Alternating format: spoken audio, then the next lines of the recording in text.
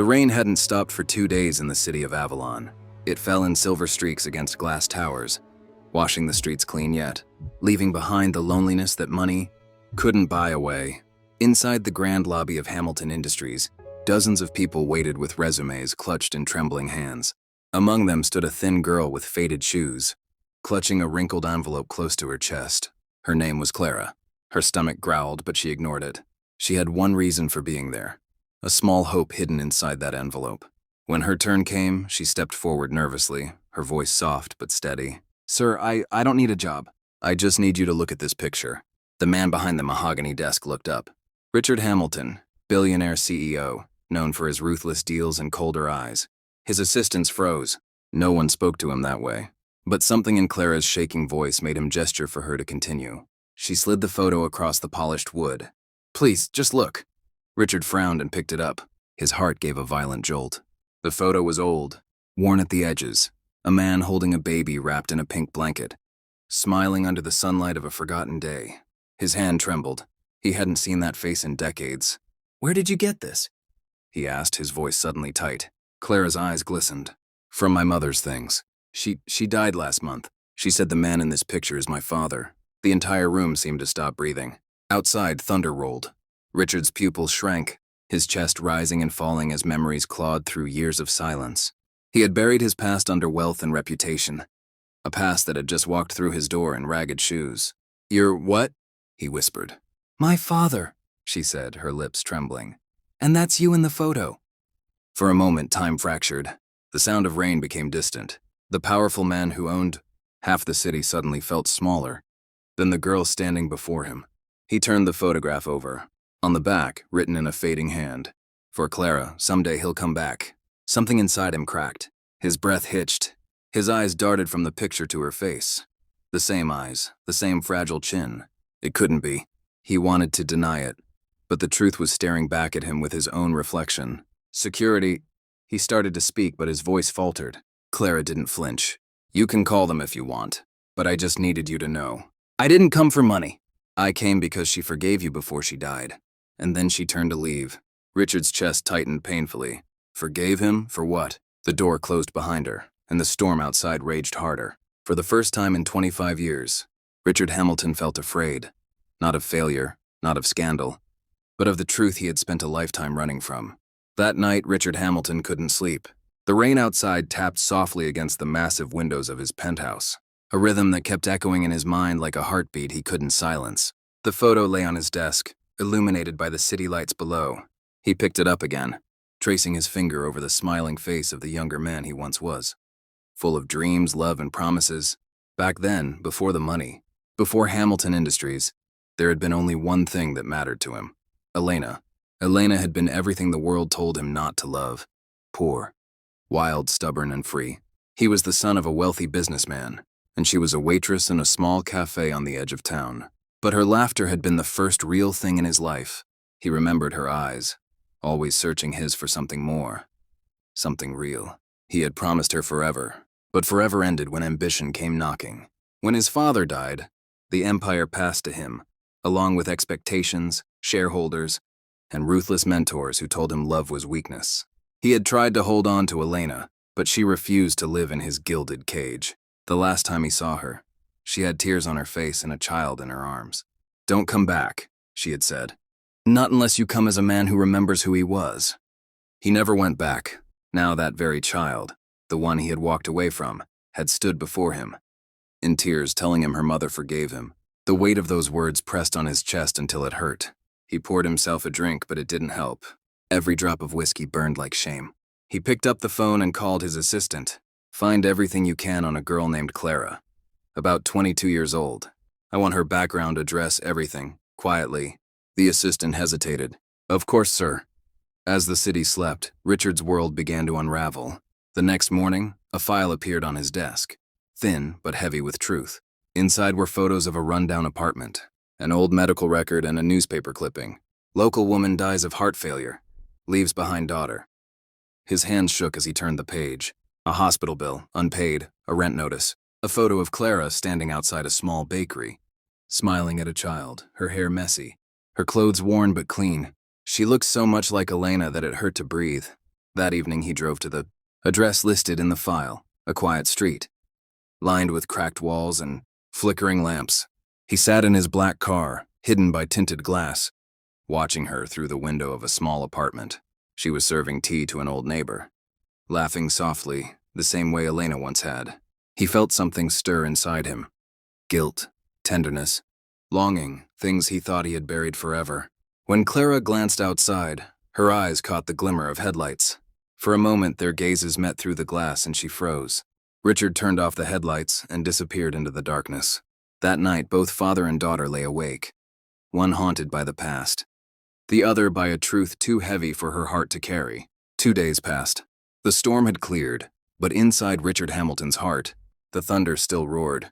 He had spent the last 48 hours staring at that photo, that Clara's face at the mirror, trying to find the courage to do something he hadn't done in decades. Say, "I'm sorry." He told himself he would do it quietly, away from the eyes of the world.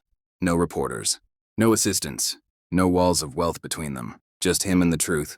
So the next morning, he went to the bakery where she worked. A small corner shop that smelled of fresh bread and warm sugar. The bell above the door jingled as he entered. Every head turned. The billionaire in a black suit didn't belong in a place like that. Clara froze when she saw him. The tray in her hands trembled. For a moment, neither spoke. The hum of conversation around them faded into silence. "I just want to talk," Richard said softly. 5 minutes. Her jaw tightened. "You already said enough 20 years ago when you didn't come back." "Clara," his voice broke slightly. "I didn't know." "You didn't want to know," she snapped. Her voice echoed through the small bakery. Customers stopped pretending not to listen. "My mother waited for you every birthday, every Christmas. She told me, 'Your father will come, Clara. He's just lost right now.' But you weren't lost, were you? You were busy building an empire." Her words sliced through him like glass. He could feel the eyes around him, the whisper of gossip, but none of it mattered. "I can't change what I did," he said quietly, "but I can try to make things right now." She gave a bitter laugh. "You can't buy time. Mr. Hamilton, you can't buy a childhood that never happened. You can't buy love." "I'm not trying to buy anything," he whispered. "I just want to know you." Tears shimmered in her eyes, but she blinked them away. "Then know this, she forgave you." "I haven't, and I don't think I ever will." She turned her back, wiping her eyes on her sleeve, trying to steady her breath. He stood there helpless, surrounded by the silence of strangers. The bell jingled again as he stepped outside. The moment he left, Clara sank to the floor behind the counter, her hands covering her face. Her coworker touched her shoulder, but she shook her head. She didn't want comfort. She wanted answers, the kind that didn't hurt to ask. Across the street, Richard sat in his car, staring at the bakery door. For the first time in his life, he wished he wasn't rich, because money had never felt more useless. He took out his phone and opened a hidden folder of old photographs, one of Elena smiling, holding baby Clara, sunlight glowing behind them. He whispered into the quiet air, "I'm so sorry, Elena. I never meant to forget." But forgiveness, he knew, was a mountain he had only begun to climb. 3 days later, the city awoke under heavy clouds again, as if the heavens themselves couldn't decide whether to forgive or weep.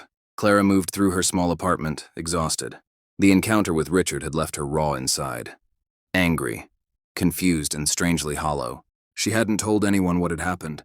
Not her friend Mia from the bakery, not even Mrs. Patel, her elderly neighbor who treated her like a granddaughter. She simply went to work, smiled when needed, and came home to silence. But inside, her heart was collapsing. That morning, as she prepared for work, the landlord knocked on her door. "Clara, I'm sorry," he said gently, holding a paper. "I gave you extra time, but I can't anymore. The owner's selling the building. You'll have to leave by the end of the week." She froze. Her throat tightened. "But I have nowhere to go." "I'm really sorry," he said again, avoiding her eyes. "If I could help, I would." When he left, Clara sat down on the edge of her bed. The world suddenly felt too big and too cruel. Her rent was overdue, her savings nearly gone, and her mother's medical debts were still haunting her. She stared at the one photograph she had, her mother holding her as a baby, smiling despite the hospital gown. "You forgave him, Mama," she whispered, "but I don't know if I can." Later that day, while hurrying to work, Clara saw a crowd forming near the bakery. Fire trucks, smoke. Her heart dropped. She ran, pushing through the people. Flames licked the edges of the shop, where she worked every day. "Mia," she cried out, but the firefighter stopped her. "No one's inside." One of them shouted. Everyone got out. But the place is gone, miss. I'm sorry. Gone. Just like that. The one place that felt like home. Her knees gave out. She sank to the pavement, tears mixing with ash and rain. Around her, people murmured, but she didn't hear them. Everything, her job, her shelter, her stability, had burned away in a single morning. That same hour, in his glass office, Richard was signing papers when his assistant entered, pale-faced. Sir, you should see this.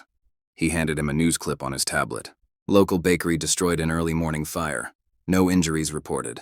In one of the background photos, Clara was visible, kneeling, her hands over her face. Something inside Richard shattered completely. He didn't think. He didn't plan. He just got up, grabbed his coat and left the building before anyone could stop him. Half an hour later, his black car stopped near the burned bakery. He saw her there, sitting on the curb. Her clothes smudged with soot, her eyes lost somewhere far away. He approached slowly. Clara, he said softly. She looked up, tired, hollow, broken. What are you doing here? She whispered. I heard what happened, he said. I came to help. Her lips quivered. You can't fix everything with help, Mr. Hamilton. He knelt beside her, ignoring the dirt and the whispers of onlookers. Maybe not, but I can try. Just this once, let me do something right. Clara turned away, but for the first time she didn't walk off.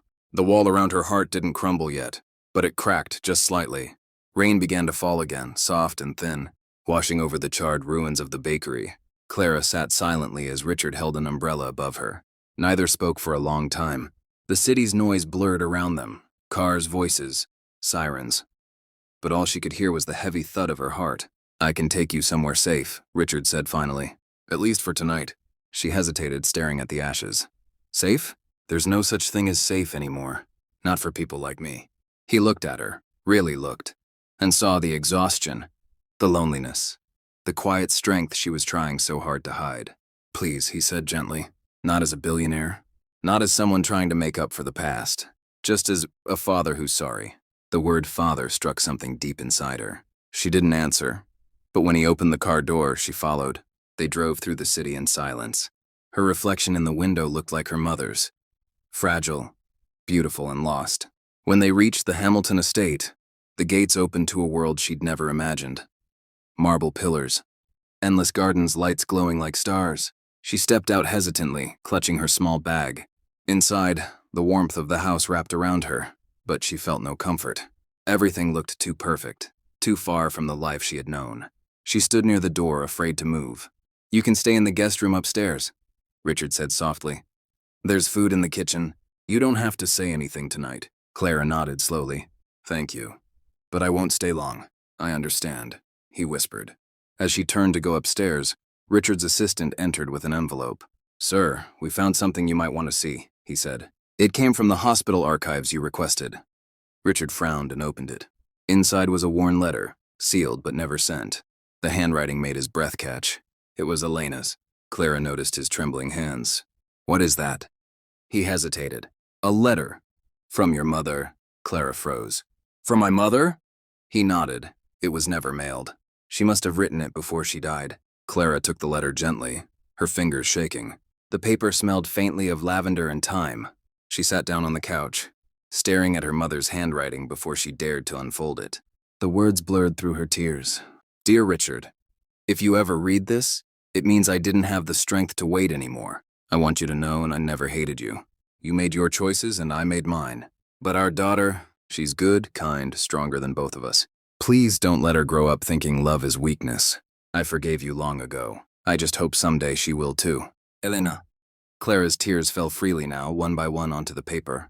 Richard sat across from her, silent, his throat tight, his vision blurring. I don't know what to say, she whispered. You don't have to, he said softly. Just know that I never stopped thinking about her. Or you, even when I tried to. For the first time, Clara saw it. Not the billionaire. Not the man on magazine covers. But a broken father drowning in regret. And for the first time, she didn't hate him. That night, they sat in the silence of a mansion that suddenly felt small. Two lost souls bound by the same photograph, the same rain, and a letter that had crossed 20 years of distance to bring them together. The morning sun slipped quietly through. The wide glass windows of the Hamilton mansion, painting the floor in gold. Clara hadn't slept. The letter still lay open beside her bed, her mother's words repeating in her mind like a whisper that wouldn't fade. She rose early, walked to the garden, and stood barefoot in the dew-soaked grass. The air smelled of roses and rain. For the first time in years, she didn't feel angry, just hollow, uncertain, and tired of carrying pain that wasn't entirely hers. Behind her, Richard watched from the balcony above. The sight of her, so fragile yet so strong, was almost unbearable. He wanted to go to her, to speak, to finally tell her everything, but fear held him still. Because the truth he had buried was darker than she could imagine. Later that morning, over breakfast, Clara broke the silence. "Why did you leave her?" Her voice was calm, but her eyes burned with quiet demand. Richard put down his cup. "Because I was a coward," he said simply. "I thought love would cost me everything I'd built, so I chose the world over her and lost them both." She looked away, swallowing hard. She never stopped waiting. "I know," he whispered. "I found out too late." Clara frowned. "Too late? What do you mean?" He hesitated, fingers tightening around the cup. "When she got sick, she sent a letter to my company. A request for help." His voice cracked. "It never reached me. My assistant at the time intercepted it. Thought she was trying to ask for money." Clara's breath hitched. "What are you saying?" "I'm saying..." He looked down, ashamed. "She didn't die because of fate. She died because she couldn't afford the treatment she needed. And his voice broke. "I had the power to save her. I just never knew." The silence that followed was suffocating. Clara stared at him, frozen. Her hands trembled. "You're telling me my mother could have lived?" He nodded weakly. "Yes." Her chair scraped the floor as she stood. How could you say that now?" Her voice was shaking. "You lived in glass towers while she died in a one-room apartment, praying you'd come back." Richard stood too, his eyes glistening. "Clara, I didn't know." "But you didn't care to know?" She shouted. "You let the world tell you what mattered, and you believed it. You let her die alone." Tears streamed down her cheeks as she turned to leave. He reached for her arm, but she pulled away. "Don't," she whispered. "Don't touch me. You can't undo 20 years of silence." She ran upstairs, slamming the door. Inside, she collapsed on the bed, sobbing into the pillow, clutching her mother's letter like a lifeline. Downstairs, Richard sank into his chair, the sound of her sobs echoing in his ears. He covered his face with his hands, broken, whispering through tears. "I'm sorry, Elena. I'm so sorry." That night, alone in her room, Clara reread the letter for the 100th time. Her mother's final words lingered. "Please don't let her grow up thinking love is weakness." And she realized something. Her mother hadn't written those words for him alone. They were meant for her too. Because forgiveness wasn't weakness. It was the only thing strong enough to set her free. But she wasn't ready. Not yet. The next morning, the Hamilton mansion was unusually quiet. The servants moved softly, afraid to disturb the heavy silence that hung in the air. Richard woke early, his mind still replaying every word Clara had said the night before, every wound she had opened, every truth he had tried to bury under years of guilt. He walked to her room, hoping to talk, to apologize again, to try, somehow, to reach her. He knocked softly, no answer. He knocked again, still nothing. When he pushed the door open, the room was empty. Her clothes were gone. The bed was neatly made. The letter, the one from Elena, was missing. Only one thing remained, a folded note on the windowsill, held down by a single teardrop-shaped pendant. It was the same pendant Elena used to wear, a simple silver locket Richard had given her decades ago. His heart stopped as he picked it up. The note read, "I need time. I can't breathe here, not with all this pain around me. You say you're sorry, but I don't even know who you are yet. I need to find my own way, just like she did. Clara." Richard sank into the chair, the paper trembling in his hands. For a long time, he couldn't move. The mansion suddenly felt colder, emptier, like it was holding its breath, waiting for her to come back. He called his driver, his assistant, everyone he could. No one had seen her. No one knew where she had gone. For the first time in his life, Richard Hamilton, the man who controlled everything, realized he was powerless. Hours turned into days, days into a week. He searched the city himself, visiting shelters, hostels, even small diners and libraries. He found nothing but fading hope and rain-soaked streets. Everywhere he went, he carried the pendant in his pocket, the last piece of her he had. One night, after another fruitless search, he sat inside his car parked near the old part of town. Through the fogged windshield, he saw a familiar sight, a mural painted on a brick wall. It was old, half-faded, but he remembered it instantly. Elena had painted it years ago, a young woman holding a child under a sky of stars. At the bottom were the words, Love remembers even when people don't. He got out of the car, standing in the drizzle, staring at that wall as if it might speak. And that's when he saw her, across the street, wearing a gray coat, standing before the same mural. For a moment he thought he was imagining her, but then she turned. Their eyes met. Clara froze. Her lips parted slightly, but no words came. He wanted to run to her, to hold her, but his feet refused to move. Instead, he said quietly, his voice trembling through the rain, "Please, don't go again." She looked at him for a long second, the storm between them silent but alive. And then she whispered, "I just came to remember her." He nodded. So did I. They stood there under the gray sky, strangers bound by the same love and regret.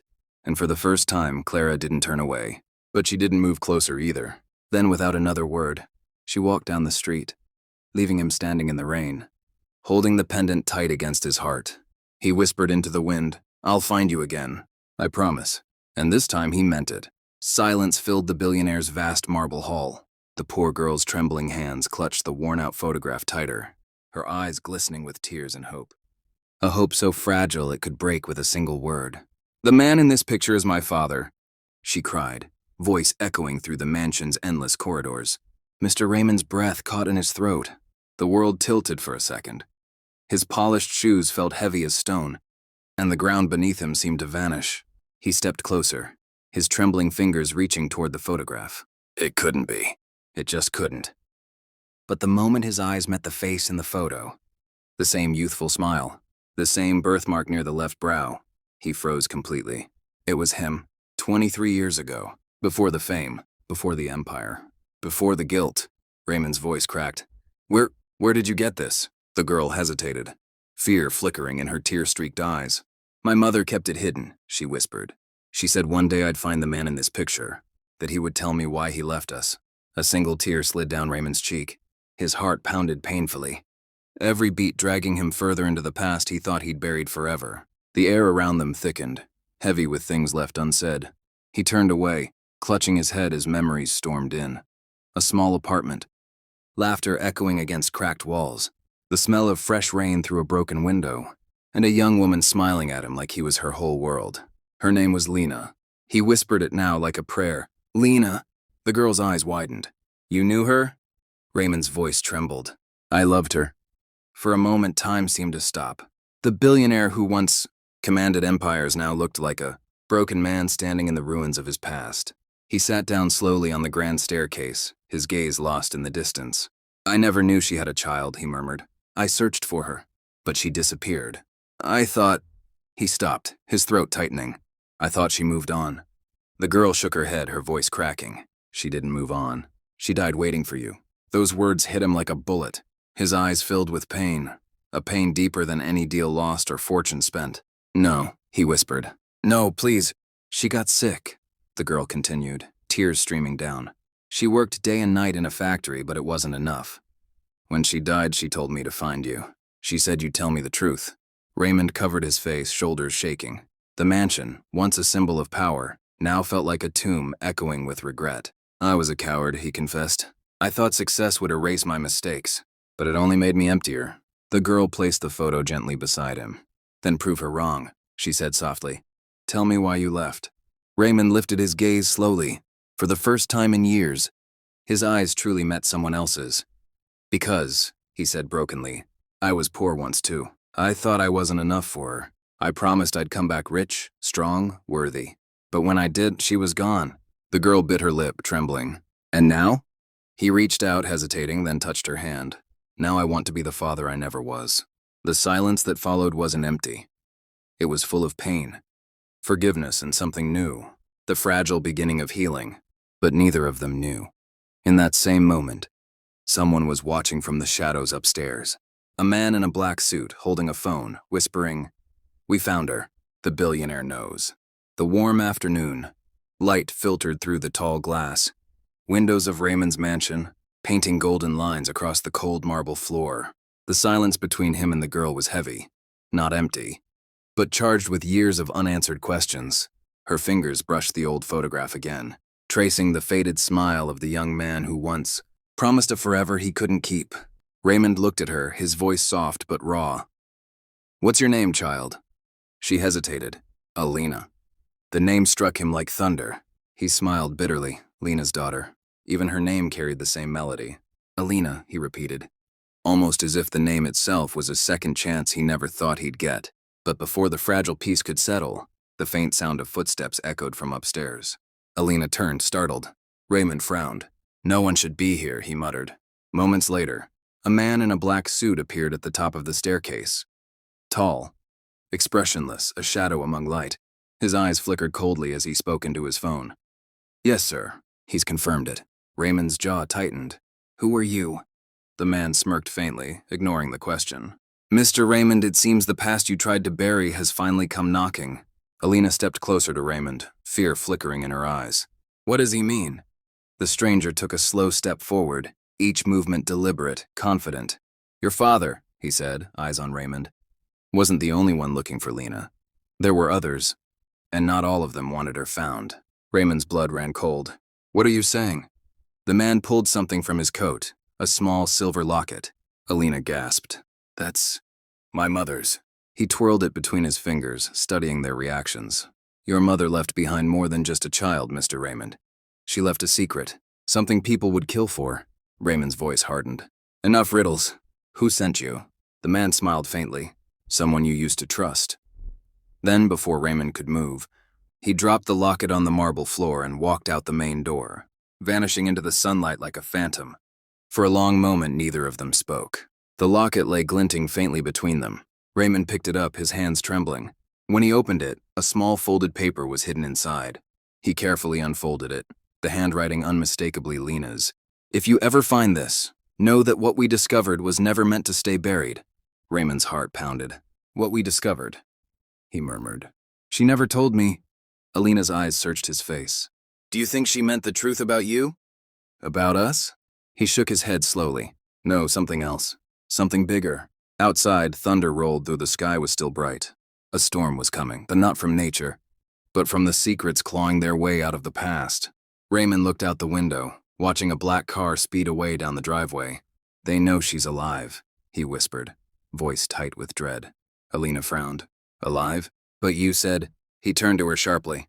Your mother died, but someone out there believes otherwise. Alina's breath caught. You mean someone thinks she's still... He nodded slowly. And if they're right, then everything we knew, everything, was a lie. The room seemed to darken as realization sank in. Alina stepped closer, clutching his sleeve. Then what do we do now? Raymond's eyes, once hollow and regretful, now burned with something else, purpose. We find the truth, he said firmly, no matter where it leads.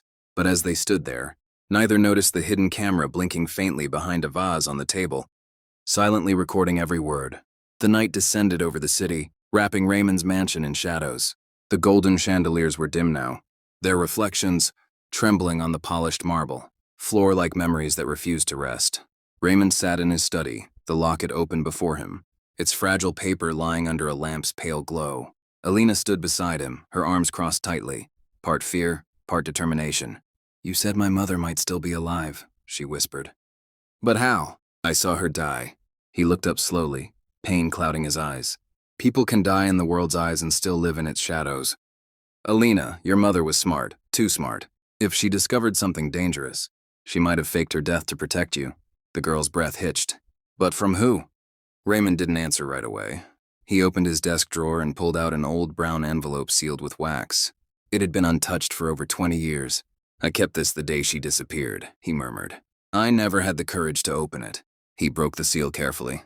Inside were 2 items, a faded photograph and a map torn in half. On the back of the photo, in Lena's handwriting, were 3 words.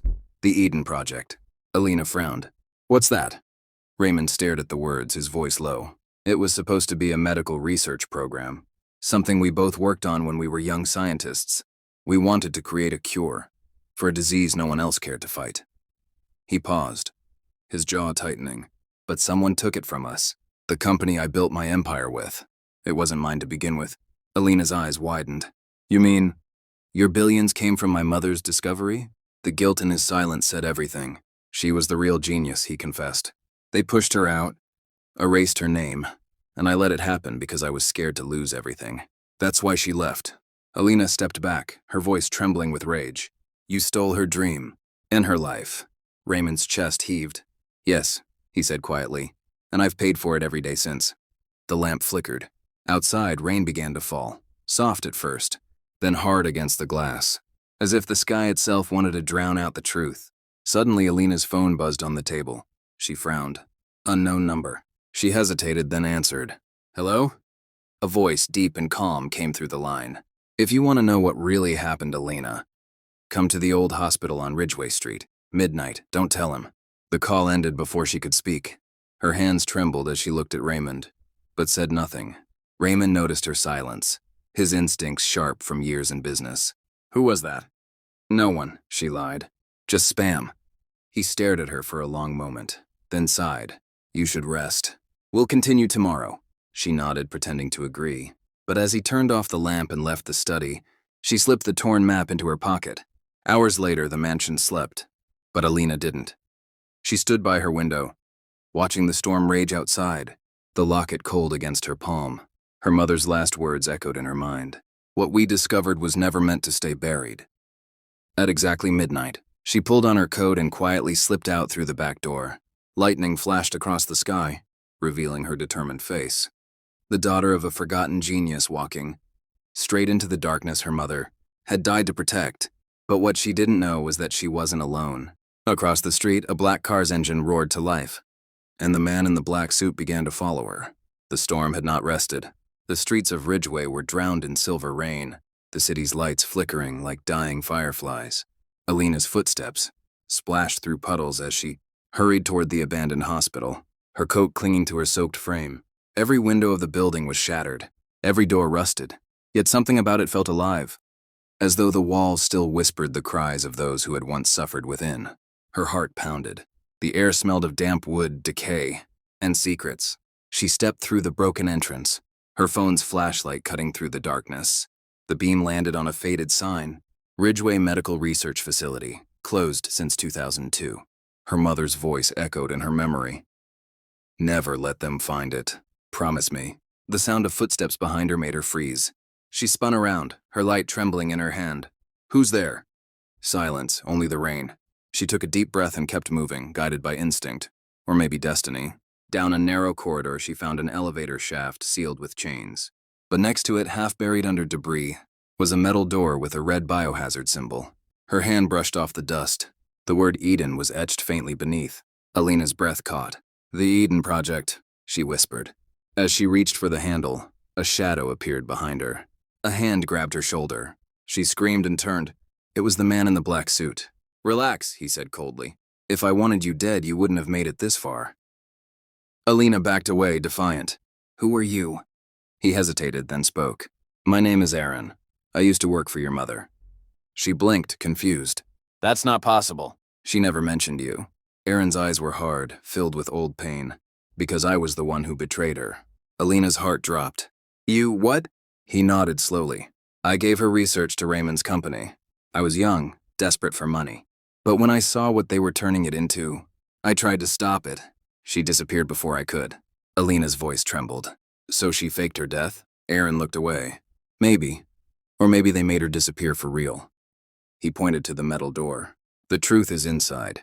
But if we open it, there's no going back. People have died trying to hide this. Alina clenched her fists. Then let them come. I need to know. Together, they forced the door open. The stench of chemicals and old air hit them. Inside was a laboratory. Glass chambers, broken computers, dusty files. On one wall, a half-burnt poster read, Eden Project, curing humanity, one cell at a time. Alina stepped closer to a file marked, Subject L01. Her mother's photo was stapled to it. But beneath her name were the words, Human Trial. Her world stopped. No, she whispered. She wasn't just working on the project. She was the experiment. Aaron's face hardened. They tested the cure on her. That's why she vanished. They wanted to erase the proof that she ever existed. Tears blurred Alina's vision.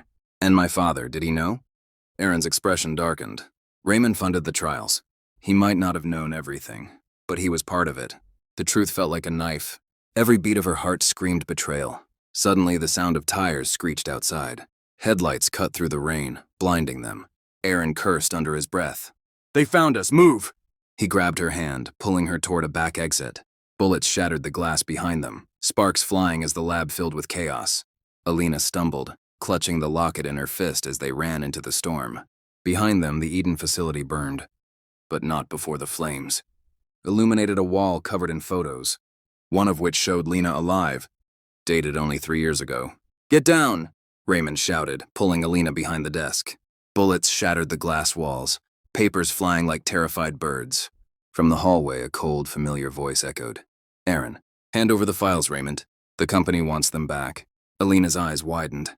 He betrayed us? Raymond's jaw tightened. He always worked for them.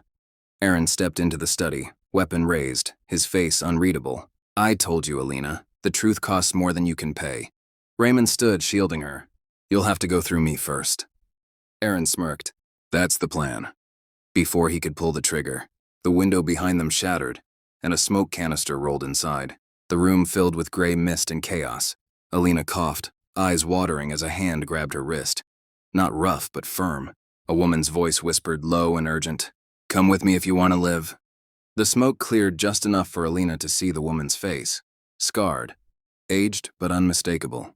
It was Lena, her mother, alive. The world around Alina blurred. The sounds of chaos, shattering glass, and distant gunfire dissolved into a single heartbeat. Her own. The woman's grip was firm, steady, like an anchor pulling her from the storm of disbelief. "Mom?" Alina whispered, her voice trembling as if her soul feared to speak it aloud. The woman turned, eyes filled with years of pain and fire. Her face was lined, scarred across the cheek. But her smile, faint and trembling, was the same one from Alina's earliest memory. "Yes, my love," Lena said softly. "It's me." Alina froze. For years she had spoken to her mother's grave, begged the wind for answers. And now, here she stood, breathing, bleeding, real. Tears spilled down her cheeks as she threw herself into Lena's arms. "I thought you were dead," Alina sobbed. "They said you were gone. I buried you?" Lena's arms wrapped around her, trembling. "They wanted you to believe that. It was the only way to keep you safe." The smoke around them thickened as sirens wailed in the distance. Lena pulled her back. "We have to move now." They slipped out through a hidden service passage as bullets tore through the hall behind them. Outside, a black van waited. A driver, an older woman with gray hair, opened the door.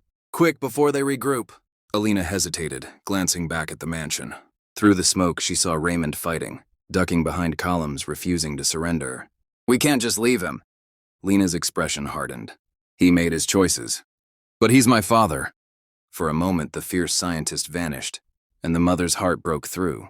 Lena looked away, whispering, "Then let's pray he lives long enough to face what he's done." The van sped through the rain-slicked streets, city lights streaking past in broken flashes. Alina clung to her mother's hand, afraid that if she let go, this miracle would disappear again. "Where have you been all these years?" she asked, voice cracking. Lena exhaled shakily. "Hiding, healing, and watching." "Watching?" She nodded. "After the Eden project collapsed, I discovered what they'd done, how they planned to sell the formula to governments, to turn humanity's cure into control. I tried to expose them, but they found out. They sent people to silence me." Alina's breath hitched. "Aaron."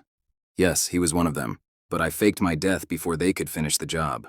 The serum kept me alive, but it also changed me. I can't stay in one place long. My body keeps regenerating, even when it shouldn't." Alina stared in disbelief. "You mean, you can't die?" Lena's gaze turned dark. "No, I wish I could." For a long moment, silence filled the van. The truth was too heavy, too vast. Finally, Lena continued, her tone softer. "I wanted to come for you, Alina, but they were always watching. The company. Your father's company. They've spent years hunting me. They can't let the world know what Eden really is." Alina's eyes filled again. "And now?" "Now," Lena said firmly. "We end it." She opened a small metal case beside her. Inside were 3 vials glowing faintly blue, the last remnants of the Eden formula. "These are all that's left. One is the cure. One is the weapon. The third is a mystery even I don't understand." Alina stared at the swirling liquid. "And Raymond?" Lena's voice cracked. "He doesn't know it, but his body is already infected. They used him too. A test subject without his consent. That's why they're protecting him. He's proof the serum works." Alina's blood ran cold. "So if they kill him, they lose their proof," Lena finished. "That's why we need to reach him first." As the van disappeared into the night, Lena turned to her daughter. "You're the only one I trust now, Alina. Together, we end what I started.